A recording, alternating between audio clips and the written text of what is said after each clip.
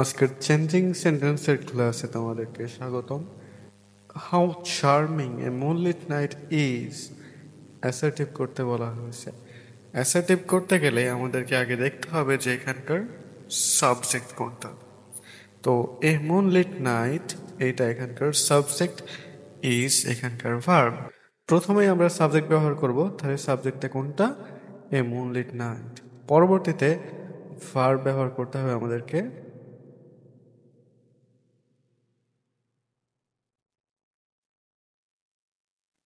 পরবর্তীতে আমাদেরকে ভার্ব ব্যবহার করতে হবে, ভার্বটা ছিল ইজ, যার কারণে আমরা এখানে ব্যবহার করব ইজ। আরেকটা জিনিস আমরা অবশ্যই খেয়াল রাখবো, সেটা এক্সক্লামেটরি সেন্টেন্সে কিন্তু ভেরি বা গ্রেট এটা থাকে না, কিন্তু অ্যাসার্টিভ করতে গেলে আমাদেরকে ভেরি বা গ্রেট ইউজ করতে হয়, যার কারণে আমরা এখানে ব্যবহার করব ভেরি। আর এখানে যে অ্যাডজেক্টিভটা থাকবে হাউ এর পরে, সেটা আমরা ব্যবহার করব ভেরি এর পরে। আর আমাদের অ্যান্সারটা হবে a moonlit night is very charming. পরবর্তী প্রশ্ন, it presents a very beautiful sight. এটা কিন্তু অ্যাসার্টিভে রয়েছে, আর এটাকে করতে বলা হয়েছে এক্সক্লামেটরি। অর্থাৎ আমরা একটু আগেই এক্সক্লামেটরি থেকে অ্যাসার্টিভ করলাম, আর এটা অ্যাসার্টিভ থেকে এক্সক্লামেটরি করতে দেওয়া হয়েছে। তোমরা একটা জিনিস খেয়াল করবে, যদি এই ধরনের প্রশ্ন আসে যে ওখানে আর্টিকেল আছে কিনা। যদি আর্টিকেল থাকে, আর্টিকেল এ বা অ্যান এটা থাকে, তবে আমরা ব্যবহার করব হোয়াট। আর যদি আর্টিকেল না থাকে, তবে আমরা ব্যবহার করব হাউ। যেহেতু এখানে আর্টিকেল আছে, যার কারণে আর্টিকেল এ আছে, যার কারণে আমাদেরকে হোয়াট ব্যবহার করতে হবে।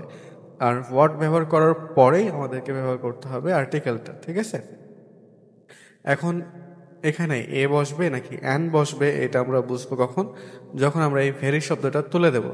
আর তোমরা খেয়াল রাখবে যে যখন এক্সক্লামেটরি করব, তখন ভেরি বা গ্রেট কিন্তু থাকবে না, অর্থাৎ এটাকে তুলে দিতে হবে। তুলে দিলাম, তবে এখানে কি শব্দ রয়েছে? বিউটিফুল। আর বিউটিফুল কিন্তু কনসোনেন্ট দিয়ে শুরু, যার কারণে এখানে এ বসবে। কিন্তু যদি এখানে বিউটিফুলের পরিবর্তে ভাওয়েল যুক্ত শব্দ থাকতো, তাহলে হোয়াট অ্যান বসতো, ঠিক আছে? এটা অবশ্যই তোমরা খেয়াল রাখবে। যেমন হট অ্যান্ড এজুকেটেড, অর্থাৎ এজুকেটেড মানে ই থাকার কারণে তখন অ্যান বসতো। আর যেহেতু আমরা এখানকার ভেরি তুলে দেওয়ার পরে শুধু বিউটিফুলের কনসোনেন্ট দিয়ে পাচ্ছি, যার কারণে হোয়াট এ বিউটিফুল এটা বসবে। তারপরে শব্দ ছিল কি? সাইট। এবার নেব। এবার কি করব? আমরা এখানকার সাবজেক্ট খুঁজে বের করব। আর সাবজেক্ট থাকে কোথায়? বাক্যের শুরুতে, যার কারণে আমরা এখানে ইট নেব। তারপরে যে ভার্ব থাকবে, সেই ভার্বটা আমরা এখানে লিখব। আর এক্সক্লেমেটরি সেন্টেন্স হওয়ার কারণে আমরা লাস্টে এক্সক্লেমেটরি মার্কটা দেব।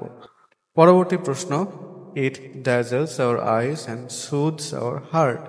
এটাকে কি করতে বলা হয়েছে? নেগেটিভ করতে বলা হয়েছে। আমরা এটাকে বিভিন্নভাবে চেঞ্জ করতে পারি। যদি আমরা এটা এইভাবে চেঞ্জ করি, it not only dazzles our eyes but also soothes our heart.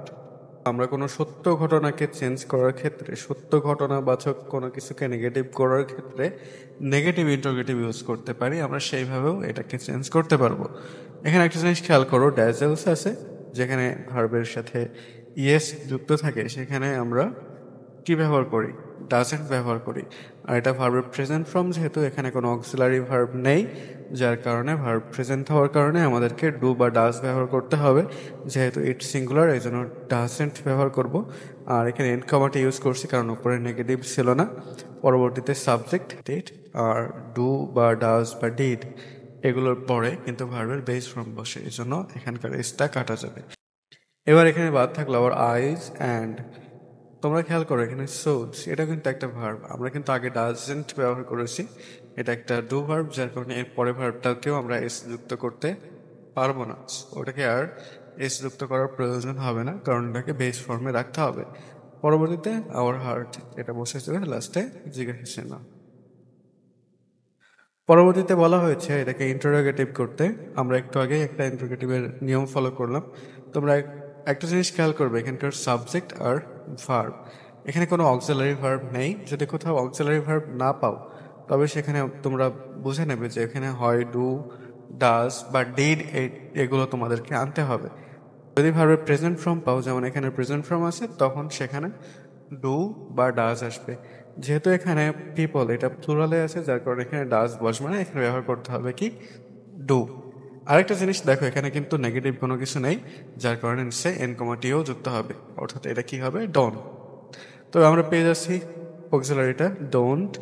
পরবর্তীতে subject people of all ages, এই অংশটুকু সাবজেক্ট, আমরা এই অংশটুকু সাবজেক্ট বসিয়ে দেব পিপল অফ অল এজেস। পরবর্তীতে মেইন ভার্ব ছিল এটা এনজয়, আমাদেরকে এনজয় বসাতে হবে। যেহেতু এখানে এস বা এস যুক্ত নেই, ইডি যুক্ত নেই, তাহলে আমাদের এটা নিয়ে চিন্তা করার কোনো দরকার হবে না। যদি এখানে এস যুক্ত থাকতো বা ইডি যুক্ত থাকতো তবে আমরা ওগুলো বাদ দিয়ে বসাতাম। পরবর্তীতে এ মুনলিট নাইট এই অংশটুকু আছে, এটা বসে যাবে এবং লাস্টে জিজ্ঞাসা চিহ্ন। তোমরা অনেকেই সিম্পল কমপ্লেক্স কম্পাউন্ডকে ভয় পাও, কিন্তু এতে ভয়ের কোনো বিষয় নেই। তোমরা যদি একটু মনোযোগ সহকারে খেয়াল রাখো এগুলো খুবই সহজ। হ্যাঁ, তো এখানে বলা হচ্ছে little boys and girls make merriment to enjoy themselves, complex করতে বলা হয়েছে।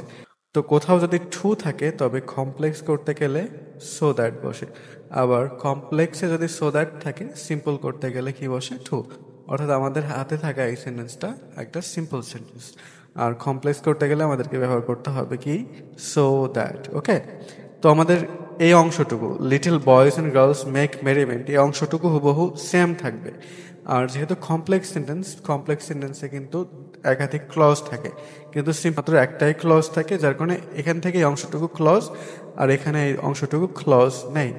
তো ক্লজ জিনিসটা কি, ক্লজ শব্দের অর্থ একটা খণ্ড বাক্য, অর্থাৎ এইখানে এতটুকু বাক্য আছে, এই অংশটুকু বাক্য নেই। আমাদেরকে কি করতে হবে, সো দ্যাটের পরে একটা বাক্য তৈরি করতে হবে। আর সো দ্যাটের যে স্ট্রাকচারটা আছে সেটা আমরা অবশ্যই ফলো করব। তো টু এর জায়গাতে আমাদেরকে ব্যবহার করতে হবে সো দ্যাট। পরবর্তীতে আমাদেরকে এখানে যে নাউন থাকবে বা যে প্রোনাউন থাকবে সেটাকে আমাদেরকে তো ইউজ করতে হবে। তবে নাউন থাকলে একটা জিনিস খেয়াল করবে, ওই নাউনের প্রোনাউন বসবে, হুবহু ওই নাউনটা এখানে বসানো যাবে না। অর্থাৎ লিটল বয়েজ অ্যান্ড গার্লস এখানে বসানো যাবে না, ওদের পরিবর্তে প্রোনাউন ইউজ এখানে করতে হবে। অর্থাৎ ছোট ছোট ছেলেরা এবং মেয়েরা, এখানে কিন্তু অনেকজনের কথা বলছে, যার কারণে আমাদেরকে প্রোনাউন ব্যবহার করতে হবে দে। আর তোমরা একটা জিনিস খেয়াল করো, এখানে ভার্ব ছিল প্রেজেন্ট ফর্মে, আগে যদি প্রেজেন্ট ফর্ম থাকে তাহলে আমাদেরকে ব্যবহার করতে হয় ক্যান, আর যদি সো দ্যাটের আগে পাস্ট ফর্ম থাকে আমাদেরকে ব্যবহার করতে হয় কুড। অর্থাৎ এই অংশটুকুই মেন বিষয়, ঠিক আছে। পরবর্তীতে দেখো এনজয় দেমসেলভস, এই অংশটুকু হুবহু এনজয় দেমসেলভসই লেখা, আমরা শুধু এইটুকুই সতর্কতার সাথে চেঞ্জ করব। আবার বলছি, যদি এখানে মেড থাকতো, পাস্ট ফর্মে থাকতো, আমরা এখানে ব্যবহার করতাম কি, কুড। আর যেহেতু প্রেজেন্টে আছে এই কারণে আমরা ব্যবহার করছি ক্যান। ওকে, আমরা পরবর্তী প্রশ্ন দেখছি, everybody likes a moonlit night, এটাকে প্যাসিভ করতে বলা হয়েছে। তো প্যাসিভ করতে গেলে টেন্সটা চেনা এবং অবজেক্ট চেনা খুবই জরুরি। দেখো তোমরা, এভরিবডি এখানকার সাবজেক্ট, লাইকস ভার্ব অবশ্যই প্রেজেন্ট ফর্মে আছে, এবং মুনলিট এ মুনলিট নাইট এটা এখানকার অবজেক্ট। তাহলে তোমরা জানো অবজেক্টকে কী করতে হয়, সাবজেক্ট করতে হয়, যার কারণে আমরা এ মুনলিট নাইট প্রথমে নিয়ে আসবো।